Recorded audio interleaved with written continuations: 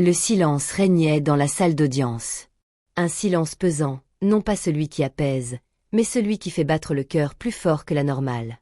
Mon fils était assis à quelques pas de moi, ses petites jambes ballantes dans le vide, hors du banc en bois.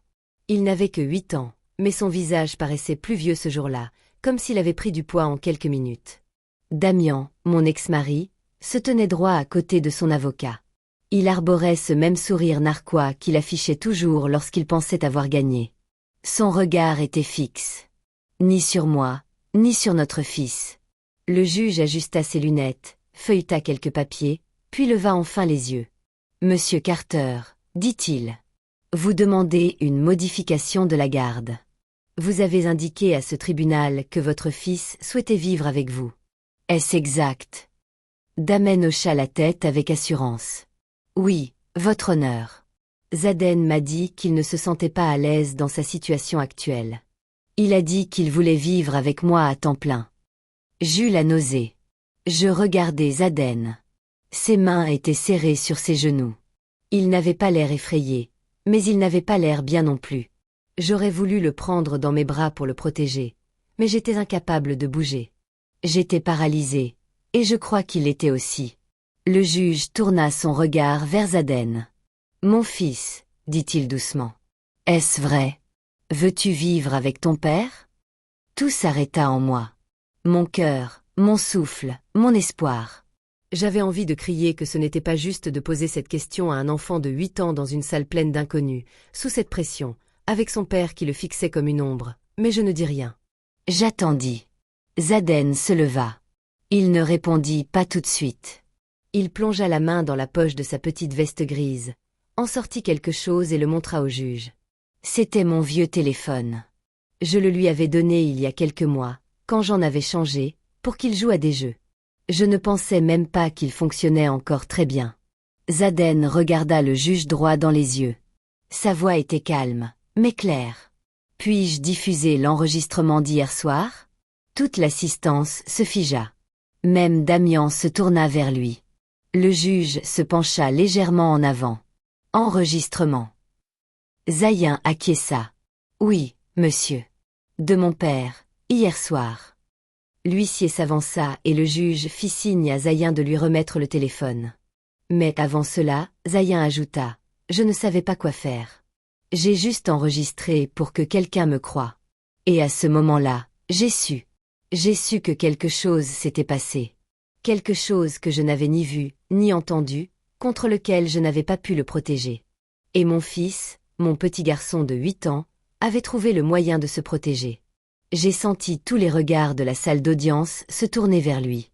Mais Zaden n'a pas bronché. Il est resté là, les épaules redressées, ses petits doigts serrant fermement le téléphone. Le sourire narquois de Damen s'est effacé. Le juge n'avait pas encore lancé l'enregistrement. Il a regardé Damian, puis moi, puis de nouveau Zaden. « Êtes-vous sûr de vouloir partager cela avec le tribunal ?» a-t-il demandé. Zaden a hoché la tête. J'avais la gorge sèche, les poings serrés sur mes genoux. Quoi qu'il y ait eu sur ce téléphone, quoi que Damen lui ait dit, mon fils avait eu le courage de le raconter ici, devant des inconnus, devant son père. Je l'ai regardé. Vraiment regardé. Et puis j'ai vu quelque chose qui m'a brisé. Il n'avait pas seulement peur. Il se défendait, il me défendait, il défendait la vérité. Le juge a finalement appuyé sur lecture, et plus rien n'a été pareil. On me demande souvent pourquoi je suis restée avec Damian aussi longtemps. Je n'ai pas de réponse simple. L'amour n'est pas toujours un long fleuve tranquille. Parfois, c'est un nœud dans lequel on s'emmêle si lentement qu'on ne le sent même pas se resserrer jusqu'à ce qu'on ait du mal à respirer. On s'est rencontrés quand j'avais 22 ans. Il était sûr de lui, drôle, le genre d'homme qui remplissait une pièce. Il m'a fait me sentir vue comme personne d'autre. Je ne comprenais pas à l'époque que certaines personnes ne vous voient que pour trouver le bon endroit où vous briser. Le contrôle a commencé insidieusement. Il n'aimait pas certains de mes amis. Il disait qu'ils étaient une mauvaise influence. Il voulait que je reste plus souvent à la maison. Il disait que les vraies femmes privilégient la famille. Quand je suis tombée enceinte de Zaden, les choses ont empiré. J'ai arrêté de travailler. Il disait qu'il s'occuperait de tout, mais tout avait un prix. L'indépendance, ma voix, ma tranquillité. Quand Zaden était petit, je me reconnaissais à peine. Je n'avais pas le droit d'avoir une carte bancaire. Je n'avais pas le droit de conduire sans autorisation. Si je me maquillais, il me demandait qui j'essayais d'impressionner. Si je ne me maquillais pas, il disait que j'avais l'air paresseuse. Peu importait ce que je faisais. Ce n'était jamais bien. La goutte d'eau qui a fait déborder le vase, c'est un soir où Zaden a renversé du jus sur le tapis. Il n'avait que 5 ans. Damian s'est planté devant lui, hurlant si fort que les murs tremblaient. Je me suis interposée, tremblante, et j'ai dit, on ne lui crie pas dessus comme ça. Damian s'est tourné vers moi avec ce regard que j'avais vu bien trop souvent. Ce soir-là, j'ai fait mon sac à dos, j'ai pris mon fils et je suis partie. Nous sommes restés 2 semaines chez ma mère avant que je ne trouve un petit appartement d'une chambre en périphérie de la ville. Ce n'était pas grand-chose, mais c'était à nous. J'ai trouvé un emploi à temps partiel à la bibliothèque la journée, et je faisais le ménage dans des bureaux le soir. C'était dur. Certains jours, je dormais à peine, mais j'étais libre. Et surtout, Zaden était en sécurité. Ma mère, Evelyne, est devenue notre pilier. Elle gardait Aden pendant que je travaillais, l'aidait à faire ses devoirs, préparait le dîner. Elle était restée discrète quand j'étais avec Damian, mais après notre départ, elle m'a dit la vérité. « Je n'ai jamais voulu m'immiscer », a-t-elle dit. « Mais j'ai prié tous les soirs pour que tu le quittes avant que la situation n'empire. » Au début, Damian n'a pas contesté ma garde. Pendant les 2 premières années, il voyait Aden un week-end sur 2 et agissait toujours comme s'il me rendait service. Mais quelque chose a changé il y a 6 mois. Il est arrivé en costume flambant neuf, accompagné d'un avocat. Il a déclaré vouloir la garde exclusive, a prétendu que j'étais instable, a affirmé que Zaden lui avait dit vouloir vivre avec lui. J'ai eu l'impression de recevoir un coup de poing dans l'estomac. Je savais que c'était faux. Zaden adorait sa vie avec moi. Nous avions nos habitudes, des rires, des histoires avant de dormir, des crêpes le samedi. Il n'avait jamais dit une seule fois vouloir vivre avec Damian. Mais je le savais aussi. Damen pouvait être incroyablement convaincant quand il le fallait. Il avait toujours été 2 personnes, le charmant que le monde connaissait et celui avec qui je vivais à huis clos. Les semaines précédant l'audience furent empreintes de stress et de questions. Zaden commençait à avoir du mal à dormir. Il s'accrochait davantage à moi et posait d'étranges questions sur les tribunaux et les juges. Une nuit, il se glissa dans mon lit et murmura. « Et si quelqu'un ment et que les gens le croient ?» Je me tournai vers lui et lui caressai les cheveux. « Alors on dit la vérité, » dis-je. « C'est ce qu'on fait, même quand c'est difficile. » Il hocha la tête, sans rien ajouter. Je ne le savais pas encore, mais il portait déjà le poids des paroles de Damian. Il se préparait déjà à dire la vérité au moment crucial. Le matin de l'audience, il enfila la veste grise qu'Evelyne avait repassée la veille. Il me demanda s'il pouvait prendre le vieux téléphone que je lui avais donné. J'acceptai sans trop réfléchir. Il l'utilisait pour écouter de la musique et de petits jeux. Je n'aurais jamais imaginé que ce téléphone serait la clé de tout. Dans cette salle d'audience, les mensonges de Damian résonnant dans l'air et le juge nous fixant du regard comme s'il pesait l'avenir sur une balance, j'étais assise là, à prier. Non pas pour que le tribunal me croie, ni même pour que justice soit faite. Je priais pour que mon fils se sente suffisamment en sécurité pour dire la vérité. Et d'une manière ou d'une autre, même à 8 ans, il a fait plus que la dire. Il l'a prouvé. Le jour où l'avocat de Damian m'a remis les papiers de garde, je les ai laissés tomber dans l'évier et j'ai vomi. Mes mains tremblaient tellement que j'avais du mal à m'agripper au comptoir. Zaden était à l'école. J'avais 4 heures pour me ressaisir avant d'aller le chercher. 4 heures pour trouver comment survivre à une nouvelle guerre contre l'homme auquel j'avais échappé de justesse. J'ai d'abord appelé ma mère. Elle est venue avec une tisane à la camomille et son vieux dossier rempli de notes juridiques de son propre divorce. Elle m'a fait asseoir, a pris ma main et m'a dit « Ça va être difficile, mais ce n'est pas impossible. Tu as la vérité de ton côté, et tu as Zaden. Zaden, c'est ce qui me terrifiait le plus. Il n'avait que 8 ans. Il ne comprenait rien aux tribunaux ni à la garde d'enfants. Il voulait juste jouer au foot après l'école et manger des gaufres aux pépites de chocolat le samedi matin. Je ne voulais pas l'entraîner dans cette histoire, mais je n'avais pas le choix. Au début, Damen était calme, trop calme. Il est venu chercher Aden pour sa visite du week-end, vêtu de vêtements neufs et apportant des jouets que je ne pouvais pas me permettre. Il souriait de toutes ses dents, m'a dit qu'il voulait le meilleur pour notre fils, puis a chuchoté, quand Zaden ne regardait pas. Tu crois vraiment qu'ils vont le confier à quelqu'un qui travaille à mi-temps et vit dans un taudis? Je n'ai pas répondu. J'ai fermé la porte et je me suis assise sur le canapé pendant 2 heures, fixant la porte d'entrée comme si elle allait se refermer, mais elle s'est ouverte. Zaden est revenu silencieux. Il est allé directement dans sa chambre. Il n'a pas dit grand-chose. Les week-ends suivants, le silence s'est installé. Il a cessé de parler de ce que Damen et lui avaient fait. Il a tressailli quand je lui ai demandé comment ça s'était passé. Une nuit, je l'ai entendu pleurer dans son oreiller. Je me suis assise au bord de son lit et lui ai demandé ce qui n'allait pas. Est-ce mal de ne pas vouloir vivre avec quelqu'un si c'est ton père? J'ai figé. Non, ai-je dit, ce n'est pas mal de vouloir se sentir en sécurité. Il s'est retourné et m'a regardé. Et s'il se fâche si je dis ça? Je voulais lui dire de ne pas s'inquiéter, que le juge l'écouterait, que tout irait bien. Mais je ne pouvais pas lui mentir. Je lui ai simplement pris la main et lui ai dit, quoi qu'il arrive, je ne cesserai jamais de me battre pour toi. 2 semaines avant l'audience, Aden a commencé à poser des questions. Que faisait un juge? Qui avait le droit de parler? Devrait-il prendre la parole? Je lui ai expliqué aussi doucement que possible, en lui disant que le juge voulait simplement comprendre ce qui était le mieux pour lui. Il a hoché la tête comme s'il comprenait, mais il avait peur. Je le voyais dans ses yeux. Puis est venue la dernière visite du week-end avant le tribunal. Damian est arrivé trop tôt dans son SUV, comme s'il voulait nous prendre par surprise. Zaden ne voulait pas y aller. Il s'accrochait à moi et disait avoir mal au ventre. J'ai failli le garder à la maison, mais Damen est resté là, sur le perron, les bras croisés, me fixant comme s'il me mettait au défi de refuser. Zaden est sorti lentement. Je les observais par la fenêtre. Il ne savait pas que je les voyais. Damian s'est penché, son visage à quelques centimètres de celui de Zaden, et a parlé d'une voix basse et rapide. Zaden n'a pas dit un mot. Il est simplement monté dans la voiture. Quand il est rentré dimanche soir, il n'était plus le même. Il était silencieux, renfermé, trop calme pour un enfant de 8 ans. Il n'a pas dîné. Il est resté assis par terre dans le salon à jouer avec le vieux téléphone que je lui avais donné. Je lui ai demandé si tout allait bien. Il a hoché la tête, a dit qu'il était fatigué et est allé se coucher tôt. C'était la veille de l'audience. Je n'ai pas fermé l'œil de la nuit.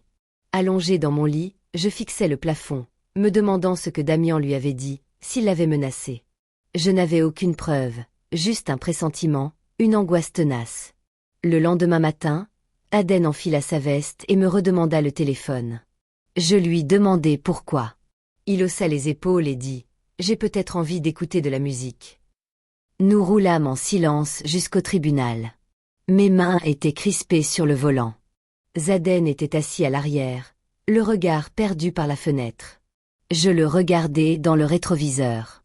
Son visage était impassible, mais ses doigts serraient le téléphone. En entrant dans la salle d'audience, Damian était déjà assis avec son avocat. Il se tourna vers moi et me sourit comme si nous étions de vieux amis. J'eus un nœud à l'estomac. Le juge entra. Le greffier rouvrit l'audience. Des papiers furent froissés. Les avocats murmurèrent. Puis Damian se leva et le dit. Zaden m'annonça qu'il voulait vivre avec moi. Il dit qu'il ne se sentait pas en sécurité chez sa mère. Je retins mon souffle. Mes mains se crispèrent en poing sur mes genoux. Je n'osais pas regarder Zaden. Puis le juge se tourna vers mon fils et lui demanda « Est-ce vrai ?» Zaden se leva lentement, silencieusement. Il plongea la main dans la poche de sa veste, en sortit ce vieux téléphone et le tendit. Puis j'écoutai l'enregistrement d'hier soir. Le juge regarda Aden, pris au dépourvu par la demande. Il inclina légèrement la tête, baissant ses lunettes pour voir le téléphone dans la petite main de Zaden. « Qu'est-ce que c'est que cet enregistrement, fiston ?» demanda-t-il. Zaden ne bégaya pas. Sa voix n'était pas forte, mais elle était assurée. « C'est d'hier soir. » Mon père a dit quelque chose, et je ne savais pas si quelqu'un me croirait, alors je l'ai enregistré. Le silence se fit dans la salle d'audience. Même Damian cessa de chuchoter à son avocat. Il se pencha en avant, fixant le téléphone comme s'il l'avait trahi. Le juge fit un bref signe de tête. Apportez le téléphone ici. Zaden traversa la salle sans regarder personne. Le bruit de ses baskets raclant le sol résonna contre les murs. Il déposa délicatement le téléphone sur le bureau du juge, puis retourna s'asseoir à côté de moi. Ses épaules étaient tendues et son regard restait fixé au sol. Je tendis la main et la posai légèrement sur la sienne. Il ne leva pas les yeux, mais il serra mes doigts. Le juge appuya sur lecture. Il y eut d'abord des grésillements. Puis la voix de Damen, tranchante et glaciale, emplit la salle. « Si tu ne dis pas que tu veux vivre avec moi, je te jure que je ferai disparaître ta mère. »« Tu m'as compris ?» La voix de Zaden suivit, tremblante mais claire. « Mais je veux rester avec maman. » Damen rétorqua sèchement. « Ce n'est pas ton choix. Tu n'es qu'un enfant. Dis ce que je t'ai dit, sinon les choses vont empirer pour elle. » La salle d'audience sembla pencher. Un murmure parcourut la galerie, un halètement, peut-être même plusieurs. L'avocat de Damen se tourna vers lui, les yeux écarquillés. Le visage de Damen se figea, sa bouche légèrement ouverte comme s'il n'arrivait pas à croire ce qu'il venait d'entendre. Il me regarda, puis Zaden, puis baissa les yeux. Le juge ne bougea pas. Il repassa l'enregistrement en entier. Personne ne dit un mot. À la fin, il ôta ses lunettes et joignit les mains. « Est-ce votre voix, monsieur Carter ?» Damen ouvrit la bouche, mais aucun son ne sortit. Finalement, il murmura. « On dirait bien, mais avez-vous menacé votre fils hier soir ?» Le juge l'interrompit. Son ton était plus ferme. Damen jeta un coup d'œil à son avocat, qui se pencha et lui chuchota quelque chose, mais le juge n'attendit pas. Il se tourna vers moi. « Madame Ray, votre fils a-t-il déjà exprimé des inquiétudes quant à votre sécurité ?» J'acquiesçai. Il a peur, surtout après ses visites chez son père. Il ne dort plus. Il demande si les gens croiront la vérité. Je baissai les yeux vers Zaden. Ses petits doigts agrippaient toujours les miens. Il se redressa un peu. Le juge se retourna vers la salle d'audience. « J'ai besoin d'un instant pour examiner ceci, » dit-il. L'audience est suspendue pendant 15 minutes. Le cadenas s'abattit avec un claquement sec. Les gens se levèrent. Les avocats se regroupèrent. Je restai immobile. Mes jambes me trahissaient. Je regardais mon fils, encore sous le choc. « Tu as enregistré ça ?» murmurai-je. Il hocha la tête. Je ne savais pas s'il me croirait. J'espérais seulement qu'il le croirait, lui. Ses yeux s'emplirent de larmes, mais il ne pleura pas. Je le pris dans mes bras et le serrai aussi fort que possible sans faire d'esclandre. De l'autre côté de la salle, Damen fixait le vide. Son avocat rangeait déjà les dossiers. Toute la confiance qu'il affichait en entrant avait disparu de son visage. Evelyn s'approcha de nous depuis la galerie. Elle n'avait pas dit un mot pendant l'audience. Elle s'accroupit près de nous et murmura. « Tu as élevé un garçon courageux, Marley. » J'acquiesçai, essayant encore de comprendre ce qui venait de se passer. J'étais entré dans cette salle d'audience avec la peur au ventre de tout perdre. Au lieu de cela, mon fils de 8 ans avait pris les choses en main et fait ce que je n'aurais jamais osé imaginer. Il avait dit la vérité au moment crucial. Ce n'était pas simplement la voix d'un enfant qu'ils avaient entendue. C'était une preuve. C'était du courage. À la reprise de l'audience, j'ignorais encore ce que dirait le juge. Mais je n'avais plus peur. Zaden avait pris sa décision. Il était passé à l'action.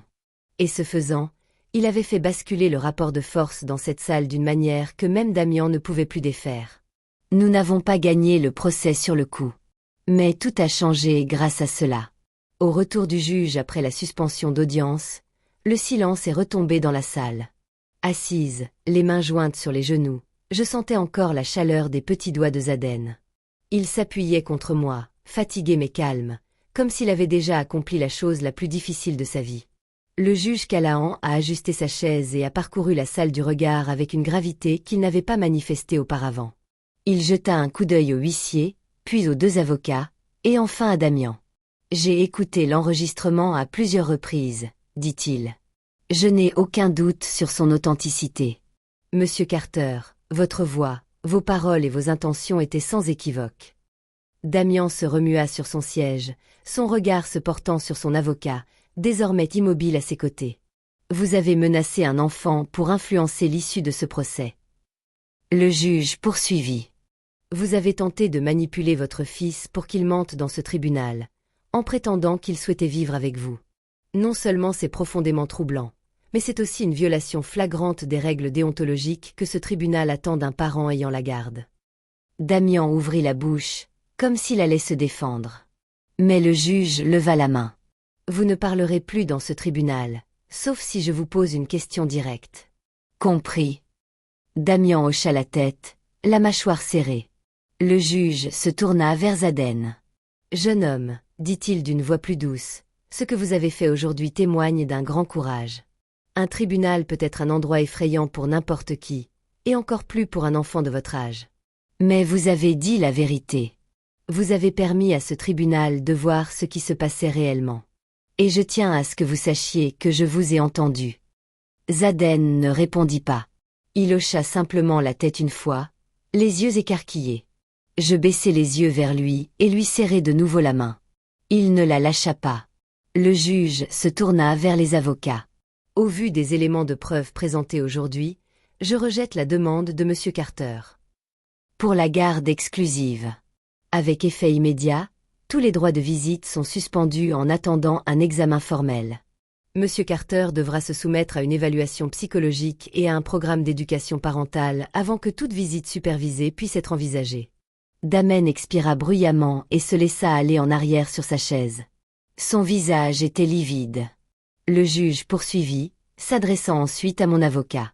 Madame Ray a démontré qu'elle offrait un environnement stable et bienveillant à son fils, et compte tenu des révélations d'aujourd'hui, je ne vois aucune raison de perturber cela.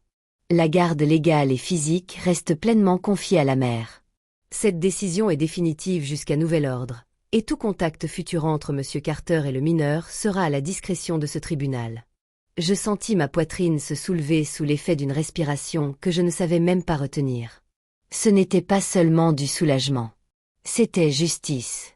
Pour la première fois depuis des années, quelqu'un avait percé à jour les mensonges de Damian sans que j'aie à me défendre jusqu'à l'épuisement. Et la personne qui avait rendu cela possible était assise juste à côté de moi, me tenant toujours la main. Le juge se leva et frappa du marteau. L'audience s'élevait. Le mouvement commençait. Les avocats rangeaient leurs affaires. L'huissier s'avança, mais je restai paralysé. Je me tournai vers Zaden et pris son visage entre mes mains. « Tu as été si courageux, murmurai-je. Je suis fier de toi. Tu n'étais pas obligé, mais tu l'as fait. » Il leva les yeux vers moi, clignant des paupières chargées d'une émotion qu'il n'avait pas encore laissé transparaître. « Je voulais juste qu'il sache la vérité, dit-il. Je ne voulais pas que tu sois blessé. » Mon cœur se brisa et se guérit en une fraction de seconde. Je le serrai dans mes bras et le restai ainsi, entouré par les murs stériles du tribunal et le poids de tout ce que nous avions porté jusqu'à ce jour. Damen passa devant nous en sortant, le visage vide. Il ne dit pas un mot. Zaden ne le regarda pas. Il n'en avait pas besoin. Evelyne nous attendit dans le couloir. Elle ouvrit grand les bras et Zaden courut vers elle. Elle l'enlaça d'une étreinte si pleine d'amour que j'eus l'impression qu'elle allait nous soulever tous les trois du sol. Nous sortîmes ensemble du tribunal. La lumière du soleil, nous avons été frappés au visage par la pluie en posant le pied sur le trottoir. Zaden leva les yeux vers moi, et je revis le petit garçon que je connaissais. Celui qui riait devant les dessins animés, réclamait du sirop en plus et inventait des chansons sur notre chat. La peur avait disparu. Ce jour-là, tout a basculé. Non pas parce que le tribunal a statué en ma faveur, mais parce que mon fils a trouvé sa voie et l'a utilisée au moment crucial. Le trajet du retour s'est déroulé dans le silence. Zaden était assis à l'arrière, le regard perdu par la fenêtre, sa ceinture de sécurité bien serrée sur la poitrine. Je le regardais dans le rétroviseur toutes les quelques minutes pour m'assurer qu'il allait bien.